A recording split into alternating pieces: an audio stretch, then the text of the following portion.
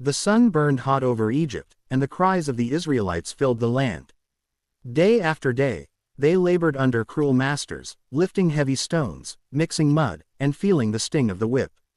Their hearts longed for freedom, but it felt like a dream too far away.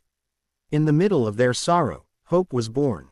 A Hebrew mother held her newborn son close, her heart full of love but trembling with fear. She knew this child was special. With trembling hands, she placed him in a basket, sealed it, and set it gently upon the Nile. The river carried him away, and God's hand watched over him. That morning, Pharaoh's daughter came to bathe and saw the basket among the reeds. She opened it, and the baby's cry touched her heart. Though she knew he was a Hebrew child, she could not turn him away. She raised him as her own and named him Moses, drawn out of the water. Moses grew in Pharaoh's palace, learning the wisdom of Egypt. But deep inside, he never forgot his people. Later, after fleeing Egypt, he lived in the quiet land of Midian, where God shaped him to be a shepherd, patient, humble, and strong. One day, on Mount Horeb, Moses saw a bush burning with fire but not consumed. As he drew near, the voice of God called, "Moses, Moses. Take off your sandals, for this is holy ground." There, God gave him a mission: return to Egypt and led his people out of slavery. Obeying God, Moses went back. He stood before Pharaoh and declared, "Let my people go." But Pharaoh's heart was hard.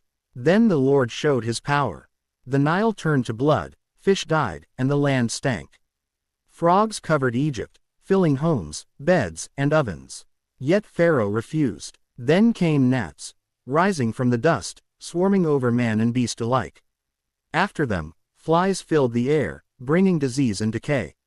Still Pharaoh's heart would not bend. God struck the livestock, horses, cattle, sheep, and they fell dead in the fields. Yet in Goshen, where the Israelites lived, not one animal was harmed. Then boils broke out on people and animals, and Egypt cried in pain. But Pharaoh's pride. Next came hail, thunder roared, lightning flashed, and ice rained down, striking men, animals, and crops. Then locusts swarmed over the land, devouring everything the hail had spared. The fields lay bare, and Egypt was broken. Still Pharaoh refused. Then the darkest night fell. A thick darkness covered Egypt for 3 days. No sun, no stars, only fear. Yet in Goshen, light remained with God's people. Even then, Pharaoh would not yield. Finally, the Lord sent his last judgment. At midnight, the firstborn of Egypt died, from Pharaoh's palace to the poorest home. The sound of weeping filled the land, and even Pharaoh mourned the loss of his son. Broken, he called for Moses and cried, "Go, take your people and leave Egypt." That night, the Israelites prepared in haste. With unleavened bread, bundles on their shoulders, and children in their arms, they marched out of Egypt. The Egyptians, filled with fear, gave them gold, silver, and clothing. The slaves had become free. But Pharaoh's heart hardened once more. He gathered his chariots and soldiers and pursued them. The ground shook as Egypt's army thundered across the desert. The Israelites looked back, saw the army, and cried out in fear. Before them lay the Red Sea, behind them death. But Moses raised his staff, and God parted the waters.